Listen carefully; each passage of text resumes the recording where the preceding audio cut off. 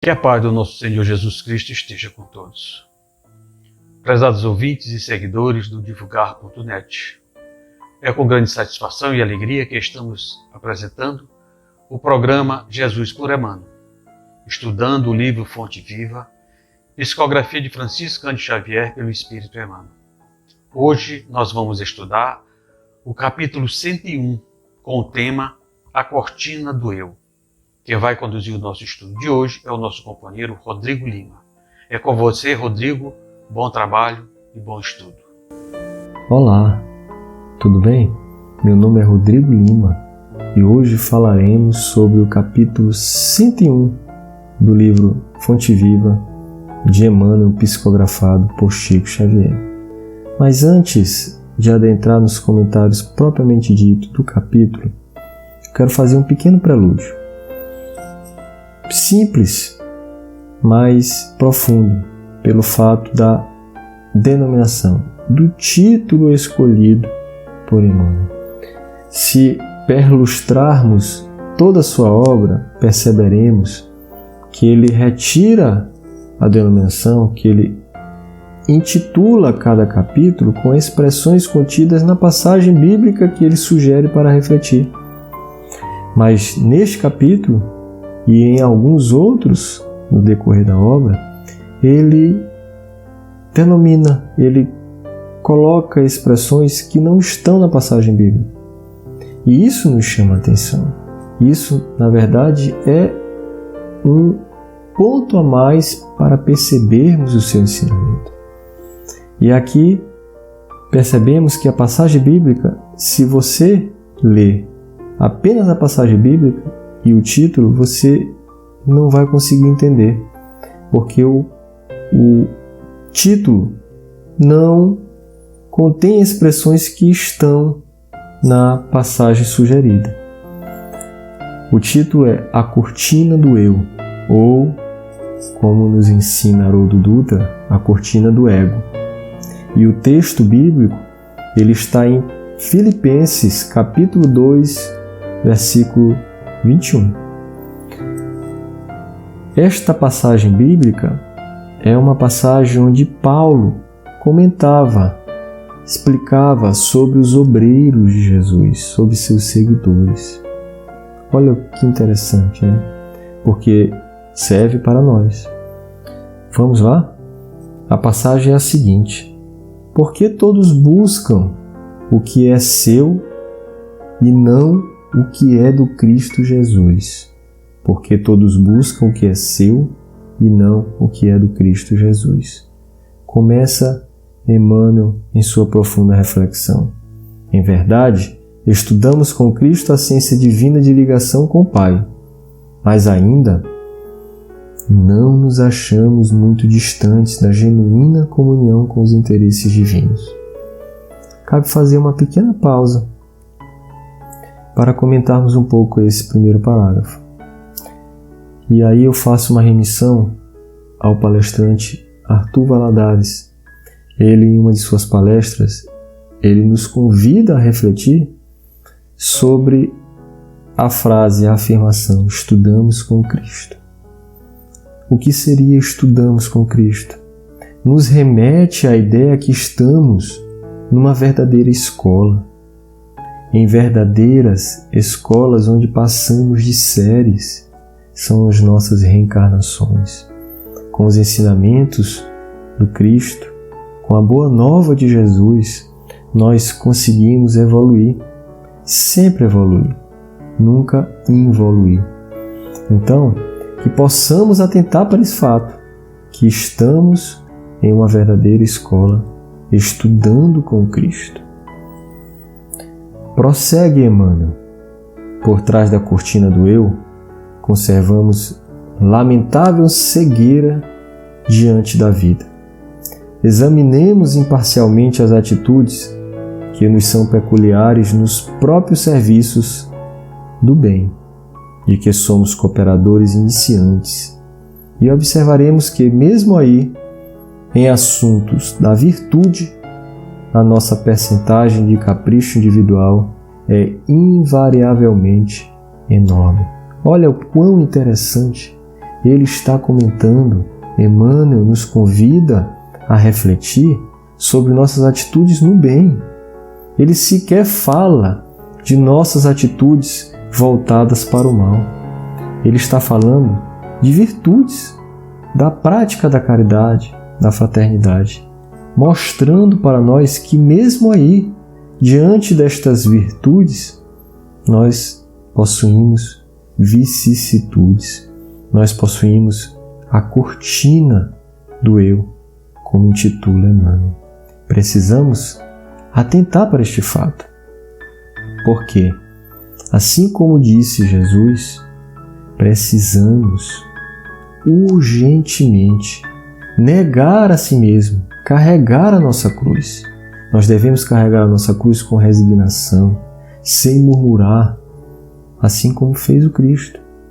E quando eu afirmei que devemos negar a si mesmo, porque o faço pautado nas passagens da Boa Nova, não quero dizer negar a mim mesmo de forma a negar a minha saúde, os meus cuidados pessoais, meus cuidados com beleza. Não é isso. Jesus, em diversas passagens, disse isso. Para tanto, eu vou citar apenas duas, para ilustrar o que eu acabo de dizer. Lá em Marcos, capítulo 8, versículo 34, lá diz: E chamando a si a multidão, com os seus discípulos, disse-lhes: Se alguém quiser vir após mim, negue-se a si mesmo, e tome a sua cruz e siga-me.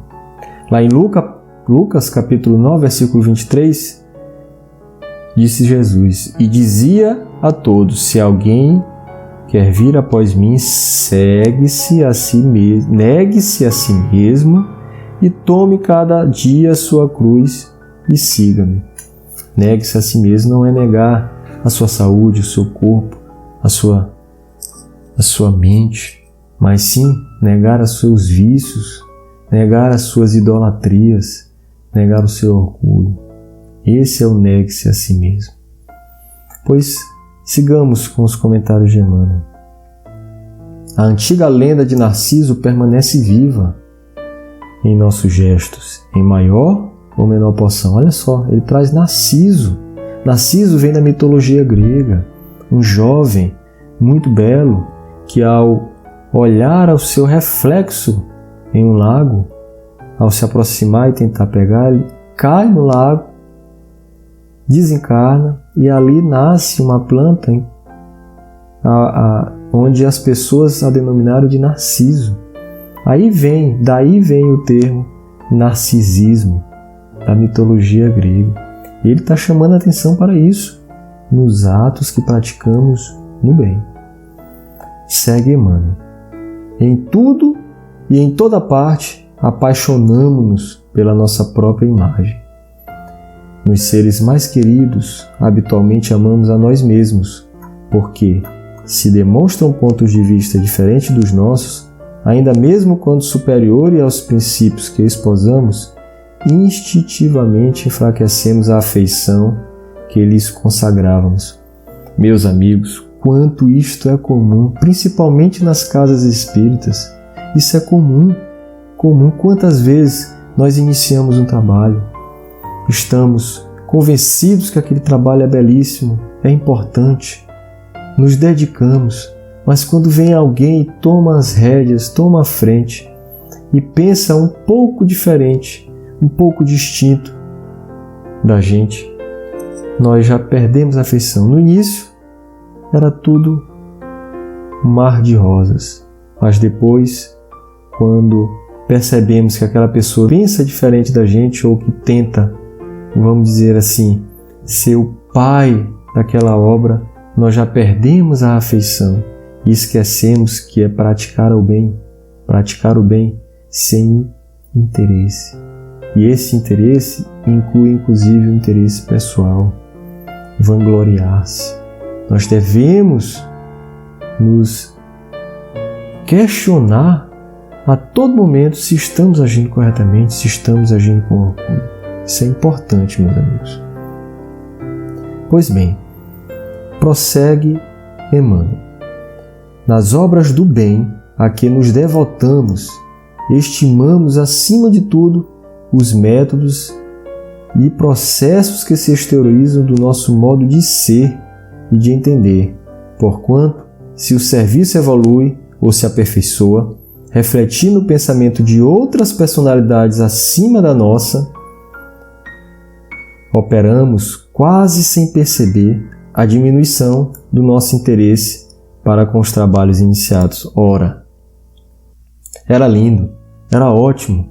A obra que eu iniciei tinha propósitos belíssimos, mas como eu deixei outra pessoa tomar a frente, ou melhor, alguma pessoa tomou a frente e implementou ideias novas, ainda que sejam superiores, que sejam voltados para o bem, eu perco a afeição. Isso nós não devemos fazer, devemos combater incisivamente. Isso é o que nos ensina Emmanuel e o que nos ensinou Paulo lá em Filipenses. Prossegue Emmanuel.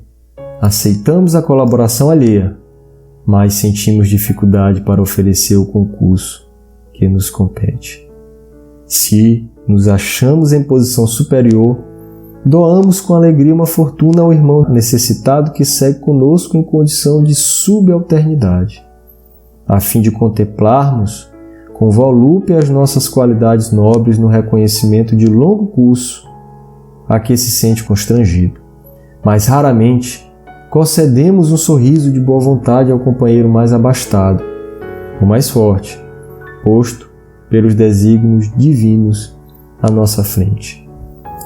Em todos os passos da luta humana, encontramos a virtude rodeada de vícios. Prestem atenção, ele está falando de virtudes. Em todos os passos da luta humana, encontramos a virtude rodeada de vícios e conhecimento dignificante quase sufocado pelos espinhos da ignorância. Porque, infelizmente, cada um de nós, de modo geral, vive à procura do eu mesmo, ou seja, do nosso próprio ego. No fundo, sempre possuímos aquele ego, aquela vontade de massagear o ego. E isso precisamos combater. Necessitamos para a nossa própria evolução moral, para a nossa própria evolução como espíritos. Segue Emmanuel. Entretanto, graças à bondade de Deus, o sofrimento e a morte nos surpreendem na experiência do corpo e além dela, arrebatando-nos aos vastos continentes da meditação e da humildade, onde aprenderemos, pouco a pouco, a buscar o que pertence a Jesus Cristo, em favor de nossa verdadeira felicidade dentro da glória do viver. Emmanuel encerra seus comentários, mas cabe fazer ainda algumas pontuações. Primeiro, poderíamos nos questionar como nos afastar disso. E esta questão foi justamente perguntada por Kardec aos espíritos da codificação. Lá na questão 912 do Livro dos Espíritos, Kardec pergunta: qual é o meio mais eficaz de se combater a predominância da natureza corporal? E os espíritos da codificação assim respondem: praticar a abnegação de si mesmo. Olha que profundo! Praticar a abnegação de si mesmo. Vou mais além. Lá no Evangelho segundo o Espiritismo, no capítulo 20, item 5, o Espírito da Verdade nos ajuda. Nos ajuda com uma reflexão profunda que cada um de nós devemos nos atentar. Explicam os Espíritos o Espírito da Verdade. Ditosos os que hajam dito a seus irmãos: trabalhemos juntos e unamos os nossos esforços, a fim de que o Senhor, ao chegar, encontre acabada a obra, porquanto o Senhor lhes dirá: vinde a mim, vós que sois bons servidores, vós que soubestes impor silêncio aos vossos ciúmes e às vossas discórdias, a fim de que daí não viesse dano para a obra. Então, meus amigos, que Deus possa nos abençoar, nos ajudar a abrir os olhos, que sozinhos não conseguiremos nada. não obteremos a tão sonhada reforma íntima, a nossa evolução moral, a nossa evolução com o Espírito. Muita paz para todos nós e obrigado. Agradecemos a você, Rodrigo, pelos esclarecimentos do estudo de hoje. Esperamos ter contribuído com os nossos ouvintes e seguidores com esta mensagem do livro Fonte Viva, capítulo 101.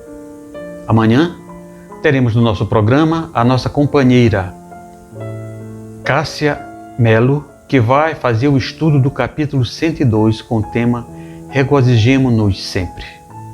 Acesse o nosso site www.divulgar.net e conheça toda a nossa programação. Conheça também as nossas redes sociais, Facebook, Instagram e o nosso canal no YouTube. Muita paz a todos.